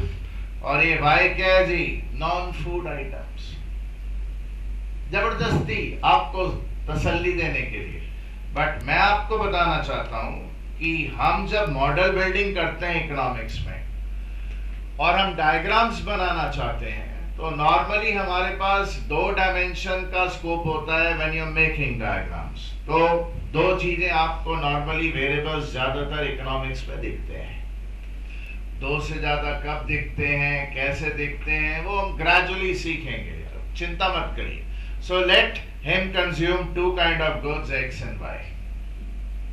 Let price per unit of goods X be rupees 10 per unit, and let me call it PX, price 10 per unit. जरा समझिएगा भाई। Let price per unit of Y be say rupees 20 per unit। 20 रुपया दी, ये रुपया 10 और ये रुपया 20। देखिएगा भाई, आपसे बात करनी है। अमाउंट स्पेंड, दो ही तरह के गुड्स खरीद रहे हैं। For buying goods X plus amount spend for buying goods Y. Y can be less than or equal to his what? Money income. मतलब कि ये दोनों मिलकर उसकी मनी इनकम कितनी थी? रुपीस। ये दोनों अमाउंट मिलकर 100 रुपया या 100 रुपए से कम वो खर्च कर सकता है। He can spend less than 100, he can spend rupees 100. Sir 100 के बियॉन्ड पैसे नहीं उसके पास, खरीद ही नहीं पाएगा। वो कंसेप्ट अब आउटडेटेड हो गया। बट हम वही आउटडेटेड कंसेप्ट करेंगे। क्यों आउटडेटेड क्यों हो गया? मेरी इनकम 100 रुपया है तो क्या हुआ? क्रेडिट कार्ड तो है। सो फंडा बढ़ गया। अभी इकोनॉमिक्स में कंसेप्ट और एडवांस हो गए, बट हम अभी बेस लेवल पे ट्रेडिशनल बातें ही डिस्कस करेंगे। तो consumer would be spending less than और इक्वल टू 100। अगर आप बोले कि स्पेंडिंग लेस देन 100 तो उसका बिहेवियर रैशनल नहीं है। उसको कितना स्पेंड करना है, उसका एक ही गोल है, मेरी सेटिस्फैक्शन मैक्सिमाइज हो जाए, और उसके लिए वो पूरी की पूरी इनकम स्पेंड करने को राजी है। इसलिए भाई उधर we do not take this, इसलिए वी टेक दिस। और जबकि रियलिटी क्या है कि one can spend less than और इक्वल टू 100, बट रैशनैलिटी के assumption बोलती है उसका एक ही गोल है, वॉन्ट्स का भाई सेटिस्फैक्शन का मैक्सिमाइजेशन करना। ध्यान देते रहिएगा भाई। Now what we need to understand कि अगर मैं आपको बोलूं amount spend for buying goods x, देखिए एक्स का प्राइस ये है और एक्स की क्वांटिटी क्या खरीदी थी, मान लीजिए 10 रुपया रेट है और एक्स के 4 पीस खरीदे तो मेरी स्पेंडिंग कितनी होगी 40। मैंने 2 पीस खरीदे, माई स्पेंडिंग इज 20। लिख रहा हूं देखिए, P X Q X plus amount spend for buying Y क्या दी, इसका 1 यूनिट का रेट और वाई की इतनी क्वांटिटी। 1 यूनिट का रेट 20 बाई, अगर मैंने 3 यूनिट खरीद ली मैंने 60 रुपीज स्पेंड कर दिया। 1 ही यूनिट खरीदी तो अब स्पेंड 20, खरीदा ही नहीं भाई तो अब not spend any amount, is equal to what जी, ये मेरी इक्वेशन आ गई है। तो अभी आपको मैंने क्या बताया भाई, रैशनैलिटी के बारे में बताया। वो रैशनैलिटी की अंडरस्टैंडिंग है तो आपको मालूम है कि पूरा अमाउंट स्पेंड करना है। सर थोड़ा और सिंप्लीफाइड फॉर्म में लिखेंगे। हाँ हाँ, प्राइस 10 रुपया per unit, quantity of x को एक्स से रिप्रेजेंट कर देता हूं, बोलो तो क्यू एक्स लिख दूंगा भाई। उधर वाई का भाव 20 रुपीज, क्वांटिटी ऑफ वाई को वाई से एक्सप्रेस कर दिया, इज इक्वल टू व्हाट, राजी हैं? ये इसकी बजट लाइन है। सर समझ नहीं आए ये लाइन कैसे है? इधर देखिए, इधर जिनका मैथ्स वीक है, कभी भी कोई इक्वेशन अगर इस फॉर्म में लिखी जाए ax plus by plus c is equal to 0, then it's a linear equation. Sir क्या है जी, x के पावर में क्या है जी 1, लिखते हैं क्या? नहीं। y के पावर में क्या है जी 1, लिखते हैं? नहीं। a क्या है? Some constant value. b क्या है? Some constant value. और c क्या है? Some constant value. और abc क्या 0 हो सकते हैं? हाँ हो सकते हैं। abc की कुछ भी वैल्यू हो सकती है, पॉजिटिव, नेगेटिव। सर तीनों 0 हो गए, तीनों 0 हो गए तो इक्वेशन ही नहीं है, देयर इज नो इक्वेशन। तो a b c are constants and they can have any value. तो सर वो स्ट्रेट लाइन बनेगा, कैसे बनेगा, क्या होगा, हमको बताइए। यहाँ जी इसी को देखिए आप, हैव अ लुक। अगर मैं बोलूं कि x की एक भी यूनिट नहीं खरीद रहे हैं, we are not buying x का एक भी यूनिट, डालिए भाई 10 into 0 plus 20y is equal to 100। 0 हो गया जी, 20y is क्या जी 100, तो y क्या हो गया 100 by 20 is what, that means अगर x की एक भी यूनिट नहीं खरीदे तो y की 5 यूनिट खरीद सकते हैं। ध्यान दीजिएगा, अगर मैं बोलूं मैंने y की एक भी यूनिट नहीं खरीदी, डाल दीजिए अब y 0 डाल दीजिए भाई, डालिए इसमें y 0, 20 into y क्या जी ये 0, 10x is equal to 100, so x is what, so मेरे को ये 2 पॉइंट्स मिल गए। अगर मैं इस एक्सिस पर क्वांटिटी ऑफ x शो करूं, क्या जी कमोडिटी x की कितनी क्वांटिटी खरीदी, सिंपली x लिख दीजिए। और इस एक्सिस पर क्वांटिटी ऑफ y शो करूं और मैं अगर इनकी वैल्यूज प्लॉट करूं, देखिएगा x की वैल्यू 0, y की वैल्यू 5, ये देखिए लगभग यहां पर x 0 y 5,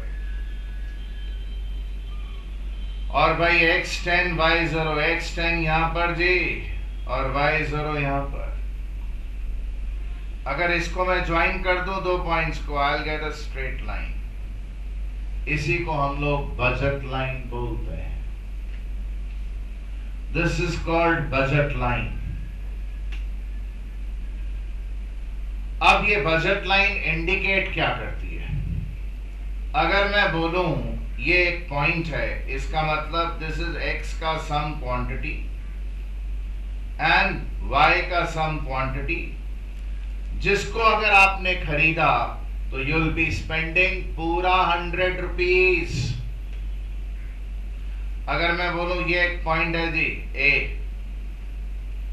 तो A का मतलब भी क्या भाई, X की कुछ क्वांटिटी और y की कुछ क्वांटिटी अगर मैंने खरीदी, I'll be spending क्या दी, देखिएगा ये लाइन के नीचे है, मतलब I'll be spending less than ₹100।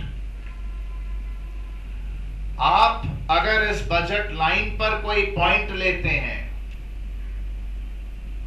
तो आप एक क्वांटिटी x और y की खरीदते हैं जिसमें पूरी मनी इनकम आपकी यूज हो जाती है, ध्यान दीजिए।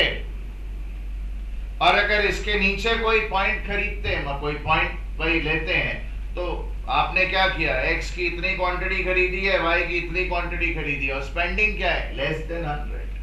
सो अगर आप इसके नीचे हैं, इसका मतलब आपका बिहेवियर रैशनल नहीं है। आप जब थ्योरी डिस्कस करेंगे तो आपको इसी बजट लाइन पर होना पड़ेगा।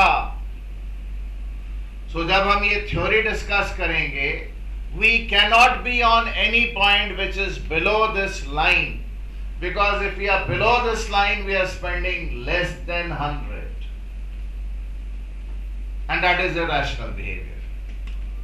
What is rational behavior? पूरे पैसे स्पेंड करके सेटिस्फैक्शन मैक्सिमाइज करेंगे। कोई बोले भाई उधर मैं ये वाला कॉम्बिनेशन खरीदूंगा, जरा ख्याल करिए, ये इतनी क्वांटिटी x की और इतनी क्वांटिटी y की, नहीं खरीद सकता भाई, सपने देख रहा है, सपने। It is only a desire, तेरे पास खरीदने का परचेजिंग पावर नहीं है। It's not a want, there is a difference between desire and want. Desires are unlimited, wants are limited because pocket में पैसा लिमिटेड है।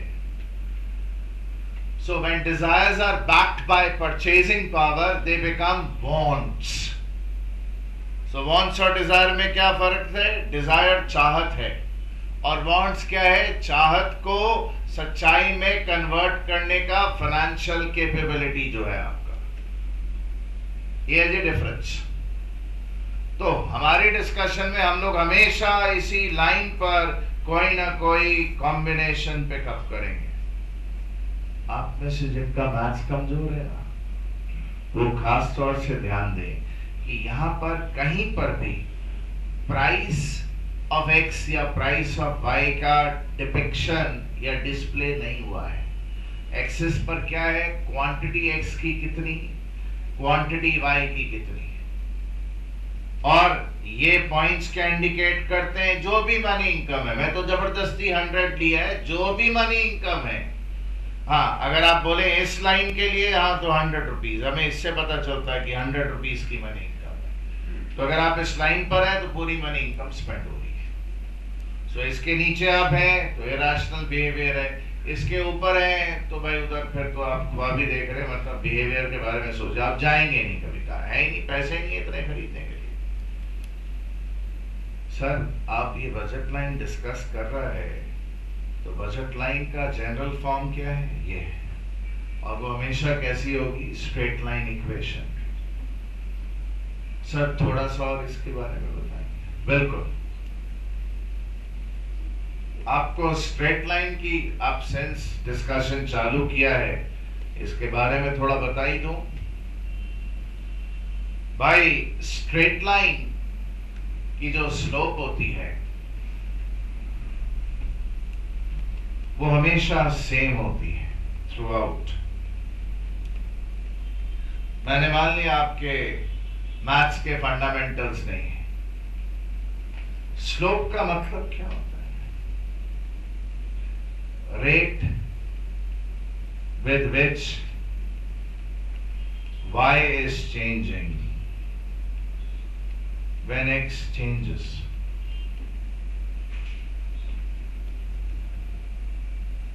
दैट इज, ये देखिएगा भाई, ये डेल्टा का मतलब होता है स्मॉल चेंज।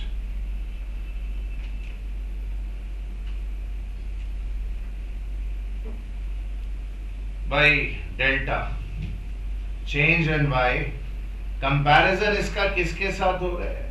जिसके साथ कंपैरिजन होता है वो डिनोमिनेटर में लिखते हैं जब एक्स चेंज कर रहा है। तो स्लोप का मतलब मोटी बुद्धि से समझिए, y में कितना चेंज अगर x में थोड़ा चेंज हो रहा है, इसको स्लोप बोलते हैं। मैंने इनफैक्ट कल ही आपके साथ डिस्कस किया, मैं डेप्रिसिएशन कर रहा था, और मैंने किसी बच्चे को पूछ लिया था कि भाई जरा बता तो मुन्ना, ये ओरिजिनल कॉस्ट मेथड को स्ट्रेट लाइन मेथड क्यों बोलते हैं? तो वहां पे मैंने आपके साथ डिस्कस किया था, मैंने अपने मन से कुछ ऐसे नंबर ले लिए थे भाई, उधर ये 5 और ये भाई उधर भाई मान लीजिए 7,000 है। बोला 6 तो ये 11,000 था भाई। बोला 8 तो बोला ये 19,000 है।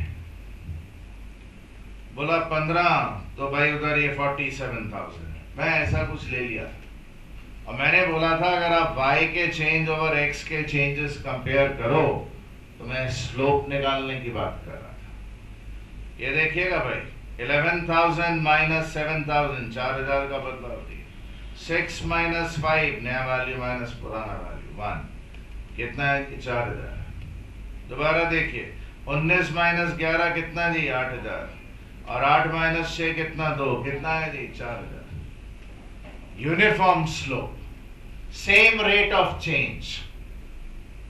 भाई ये देखिएगा 47 माइनस 19 कितना हो गया जी 47 माइनस 19 इज व्हाट 28,000। भाई क्या जी 15 माइनस 8 कितना 7 कितना आ गया। मैंने बताया था अगर आप x और y को प्लॉट करो ना तो आपको स्ट्रेट लाइन के अलावा कुछ मिल ही नहीं सकता।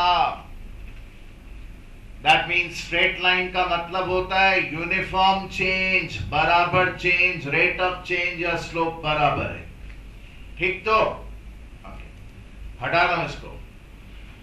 ये जो स्लोप है कैसे निकालते हैं, y का बदलाव ओवर x का बदलाव, इसकी मदद से स्लोप आ जाती है।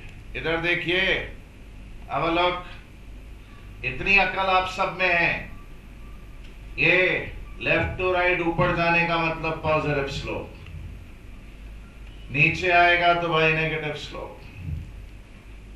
पॉजिटिव स्लोप का मतलब समझ लीजिए x के बढ़ने पर y को भी बढ़ना अगर है तो पॉजिटिव है, x के घटने पर y को भी घटना है तो बोलते हैं स्लोप पॉजिटिव है। x बढ़ता है और y घटता है, अपोजिट वे में बिहेव करते हैं, या x घटता है तो y बढ़ता है तो बोलते हैं भाई उधर हम स्लोप इज नेगेटिव। जिन लोगों का भाई मैथ्स वीक है वो समझें। ये देखिएगा x की वैल्यू मान लीजिए 10 है, y की वैल्यू मान लीजिए 12 है।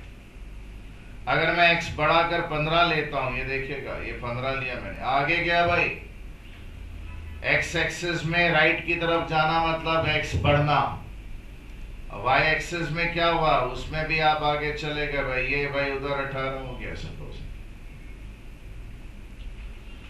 तो ये जो आप देख रहे हैं भाई उधर x बढ़ा तो y भी बढ़ गया। या उसी तरह भाई आप अगर ये पॉइंट ले लें, x नीचे आएगा पीछे आएगा तो y भी नीचे आएगा पीछे आएगा। Positive slope, left to right ऊपर जाए, इतनी अकल हम सब में है। हम सबको पता भाई उधर लेफ्ट टू राइट नीचे आए मतलब एक बढ़ेगा तो दूसरा घटेगा। ये देखिएगा ये 30 है और ये भाई उधर 55 है। अगर मैं इसको बढ़ाकर 40 करता हूँ 40 तो ये 55 से नीचे आ जाता भाई उधर से भाई 42 पर। ऐसे मन से लिख दिया अगर बोला कुछ। तो एक बढ़ रहा है तो दूसरा भाई घट रहा है, नेगेटिव बिहेवियर। ये अपने को सबको पता है। सर आप ये सब डिस्कस कर चुके हैं। अरे मैं क्या, आपके क्लास 7, 8, 9 में सब लोग डिस्कस कर चुके हैं। इधर देखिए, इधर अब लोग आप में अगर अकल कम है या आप फंडामेंटल क्लास भाई मेरे साथ नहीं किया है, सर आप बोला पहला चैप्टर है। हाँ हम लोग कई लोग सब इसमें 10-12 लोग पहला चैप्टर बोल कर आया, अभी लग रहा आप कुछ कोई बदमाशी पहले कर चुके। यही सब डिस्कस किया था, ये जो बता रहा हूं। हाँ थोड़ा और नाटक करके किया था। सर हमको भी वो करना है, जरूरत नहीं है, कर तो रहा हूं। उनको पूछे ना जिन्होंने वो क्लास की, वो बाल नोच रहे हैं अपने कि सर बार बार क्यों डिस्कस किए जा रहे हैं। वो बाल नोच रहे हैं, अभी क्वेश्चन पूछेगा तो हवा सरक जाएगा। आइए पूछते हैं, लेट्स सी। भाई साहब आप बोलिए। यहां पे स्लोप पॉजिटिव 8, हायर लेवल पे स्लोप +10 और हायर लेवल पे स्लोप +12। सही की गलत?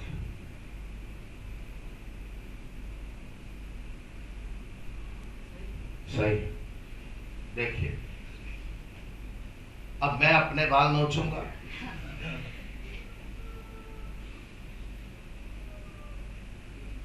अब मैं आपको खींच के अगर एक थप्पड़ मार दूं और फिर मैं आपको बोलूं बता बता साले तेरे को कितनी बार बताया, इनको नहीं बोल रहा हूं, बता कितनी बार बताया है गधे, स्टूपिड, पाजी, ऐसा करके मैं बोलूं तो आपके हमारे रिश्ते बिगड़ जाएंगे। मुझे मालूम है कि भाई आप में से कई लोग सोती हुई आत्माएं हैं। अरे जब बोला जा रहा है कि बेटा मुन्ना कि भाई एक स्ट्रेट लाइन पर स्लोप यूनिफॉर्म होगी, मतलब यहां पॉजिटिव वेट है तो यहां पे भी पॉजिटिव वेट होगा, इधर भी पॉजिटिव वेट होगा, इधर भी पॉजिटिव वेट होगा, सब जगह पॉजिटिव वेट ही होगा। तो आप क्यों हाँ बोल रहे हैं? बोला नहीं आपने सर क्वेश्चन ऐसे ही पूछा और ऊपर गए हायर लेवल पे हायर, तो हमने हायर बोल दिया। वही तो मैं चाहता हूं कि आप देखिए जिन्होंने फर्स्ट क्लास कर भी लिया है उनमें भी भाई 80% लोग ठोठ के ठोठ ही हैं। तो आप अलर्ट रहिए, क्या सिखाया जा रहा है। कोई आपको बोले ना बेरी सर एक बेसिक क्लास करा दिया, तेरा वो मिस हो गया, कर लेगा तो बहुत अच्छा होगा। याद रखिएगा, मैं जब वो टॉपिक कराऊंगा तो बेस का अगर कुछ करा भी दिया उसको रीडिस्कस करूंगा ही करूंगा, क्योंकि मुझे मालूम है आप कहां पर हैं। अच्छा चलिए चलिए, ये तो भाई सेट हो गया।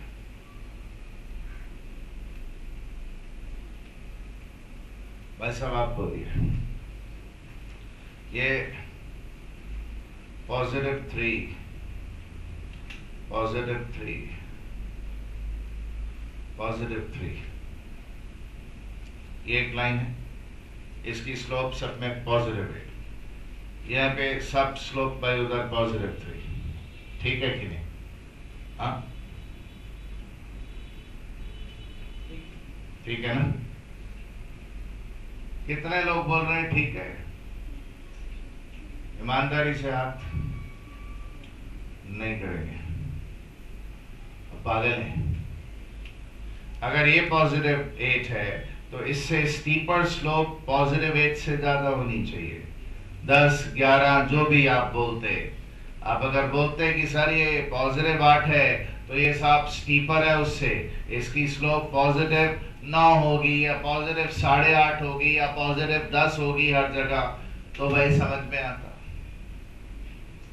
आप बोल रहे हैं हाँ अभी देखिए आपको थोड़ा सिखा दिया, हर जगह सेम है, बोला हाँ सेम ही तो लिख रहा है। और बेसिक बात जो वो बेसिक क्लास में बताई है कि स्टीपनेस अगर चेंज होती है तो स्लोप भाई उधर बदल रही है ना भाई। इसकी स्लोप होगी से +13 13 13, इसकी स्लोप होगी +15 15 15, इसकी स्लोप होगी से +30 30 30। ये ऐसा अभी तक आपको ये भी समझ नहीं आया जिन्होंने बेसिक क्लास कर ली।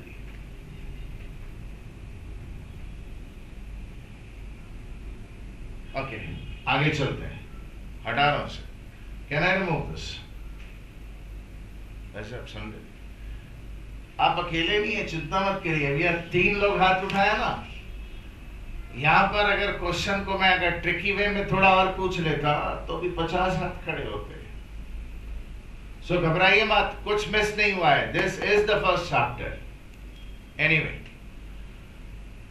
नहीं सर फिर भी आप जब कराएंगे आप हमें बता दीजिएगा। हाँ जी वो होगा मार्च के आसपास, एंड के आसपास होगा भाई। एक बार रिपीट करूंगा एक बैच के लिए, उसमें आप भाई आना होगा, आ जाइएगा, बट टाइम वेस्ट मत, टाइम ही वेस्ट होगा। घर में बैठ के पढ़ लीजिएगा, नॉर्मल क्लासेस में आएंगे सब सीख जाएंगे। अच्छा अब भाई मैं जरा स्लोप के बारे में बात कर लूं। इधर देखिएगा, अगर मैं बोलूं ये स्ट्रेट लाइन है तो मुझे सिखाना ये है कि भाई ये जो एंगल होता है ना, ये एंगल कौन सा एंगल? जो एक्स एक्सिस के साथ घड़ी जिस दिशा में भाई सुई घूमती है उसकी उल्टी दिशा में जाए, एंटी क्लॉकवाइज, ये एंगल को भाई थीटा बोलते हैं। सर मजा नहीं आएगा सर, आप ऐसे ड्रॉ कर देते ना तो हम लोग को ज्यादा अच्छा लगता। अच्छा ये ले भाई, ये देखिए थीटा। मैं अगर आपको बोलूं ना भाई उधर मुझे इस स्ट्रेट लाइन की स्लोप चाहिए, ये वाली स्ट्रेट लाइन की, आता हूं मैं, इस पे भी आता हूं, इस स्ट्रेट लाइन की स्लोप चाहिए। तो slope is defined as tan of angle theta which is perpendicular upon क्या जी, base। tan theta is perpendicular upon base। perpendicular मतलब ये दी, ये perpendicular है, p, और base मतलब क्या दी, ये परपेंडिकुलर मतलब ये डिस्टेंस जरा देखिएगा, यहां से यहां तक कहां मेजर होगा, सामने देखिए कौन सी एक्सिस पर मेजरमेंट किया जाएगा उसका। और ये बेस मतलब क्या जी, कौन सी एक्सिस पर, एक्स वाली एक्सिस पर मेजर किया जाएगा। पहले एक्स इतना था, भाई उधर यहां तक अगर पहुंचे तो एक्स की वैल्यू ये है, इसी को स्लोप हो। तो slope is what, change in y over change in x। ठीक, हटा दो दिस। सर कुछ बताना चाहते हैं ना? तो सर अगर किसी भी स्ट्रेट लाइन ऐसी हो सर, अगर स्लोप चाहिए मुझे, तो सर हम क्या कर सकते हैं दादा, देखिएगा अगर आप इनको नाम दे दें तो भाई परपेंडिकुलर क्या दिए y, this is change in y, और बेस क्या दिए, यही है स्लोप। तो सर जी हमको सर एक क्वेश्चन सर हम चाहते हैं आप आंसर करें। भाई क्वेश्चन है जी, the budget line of a consumer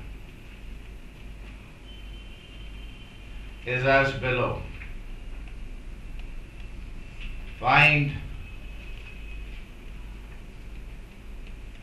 the slope of budget line. Option है जी,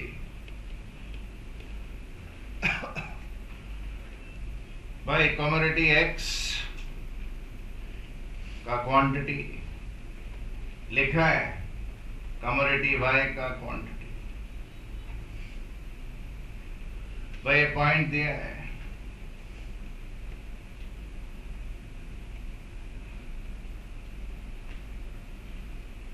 स्लोप 1.2, 0.833, 2.4, none।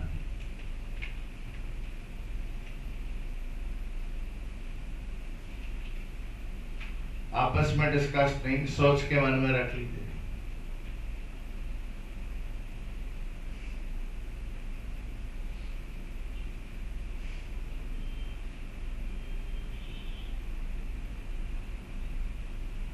ऐसा क्या काम करते हैं भाई साहब की क्लास में नींद आती? क्या करते हैं रातों को, पढ़ाई कर रहे होते हैं क्या? हाँ भाई साहब, नहीं पीछे आप क्या कर रहे होते हैं रातों को, पढ़ाई कर रहे होते हैं। और पढ़ाई कर रहे होते हैं तो क्या पढ़ रहे होते हैं? जो कल रात को पढ़कर आए वो मुझे बताओ, मैं क्वेश्चन पूछता हूं उस पर। तुम देख रहे होते हो टीवी है ना, टीवी देख रहे होते हो लेट नाइट तक, चैनल लेकर पकड़कर बैठ जाते हो और बैठकर भाई उधर अपनी सारी उंगलियों की जो कर्तव्य है वो रिमोट पे दिखाते रहते हो। आपकी जनरेशन यही करती है, या तो टीवी पर उंगली करने का आपकी जनरेशन को सबसे ज्यादा शौक है।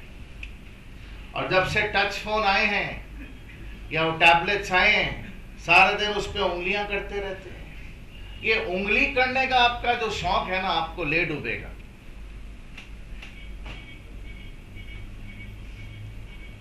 आजी कितने लोगों ने भाई उधर सही बी सोच लिया? जरा हाथ रेस करें भाई। बस इतने ही लोग हैं। अच्छा, कितने लोग अभी तक सोच नहीं पाए थे? वो हाथ रेस करें। हाँ, और बाकी लोगों ने सबने कुछ और सोचा है। कितने लोगों ने कुछ और सोचा है? जरा हाथ रेस करें। हाँ, 2 लोग। और बाकी लोगों ने, उनको समझ ही नहीं आया मैं कर क्या रहा हूं। मतलब इस क्लास में भाई 50 लोग हैं, 10 लोगों ने बोला कि हमने भाई 0.833 सोच लिया। देखिएगा, 10 लोग बोल रहे हैं भाई उधर कि हमने अभी नॉट येट डिसाइडेड।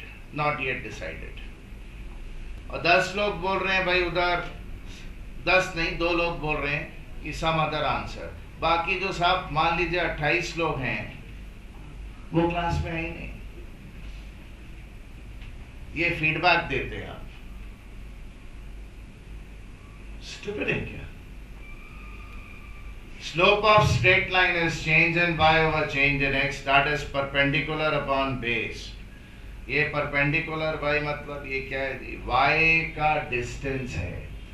यहां से लेकर यहां तक y की वैल्यू कितनी है? 10। x यहां से यहां तक x की वैल्यू कितनी दिख रही है? 12। 10/12 क्या हो गया जी? 0.8333। ये गलत आंसर है, because this has a negative slope. Correct answer would be this. क्या दिख रहा है? लेफ्ट टू राइट डाउनवर्ड जा रहा है, left to right downward. Sir नहीं समझा? दूर बोका। एक तो पॉजिटिव स्लोप, एक नेगेटिव। बोका चीज तू। सर ये क्या बोल रहे हैं? मुझे समझ नहीं आ रहा। सर बोले बेटा, ये लेफ्ट टू राइट ऊपर जाता है तो पॉजिटिव स्लोप होती है ना, राइट टू लेफ्ट नीचे आता है तो नेगेटिव स्लोप है। तो आप में से अगर थोड़ी समझदारी होती तो ये तो निकाल ही देते लोग। यहाँ भाई चेंज इन वाई, ये वाई का डिस्टेंस, वाई की जो क्वांटिटी है, और ये एक्स की जो क्वांटिटी है, ये क्या आ जाती? स्लोप आ जाती है। अब ये कोई बोल देता तो मैं फिर भी दिल को तसल्ली दे देता, हाँ भाई इसने कुछ सोचा तो है। आपने तो यहाँ तक नहीं सोचा, तो ये तो दूर की बात है। Correct answer is negative 0.833, negative slope है। ऐसे ही बोल देते सर, सब तो पॉजिटिव लिख रखा है, और कोई भी स्ट्रेट लाइन अगर लेफ्ट राइट डाउन जाती है तो स्लोप पॉजिटिव होता ही नहीं। क्लियर? आप समझ रहे हैं? वो थ्योरी करते करते, आपको बताते बताते assumptions में छलांग लगाया है, आपको नजारा बताने के लिए कि क्यों assumptions इंपॉर्टेंट थी। अब तो मैं बहुत आगे बढ़ गया हूं, मैं तो इसमें अब इसका डिस्कशन खत्म कर दूंगा इस चीज का। Is it clear Ajay? तो क्या भाई दिख क्या रहा है कि y की क्वांटिटी और x की क्वांटिटी से स्लोप आ जाता है। That means slope of a budget line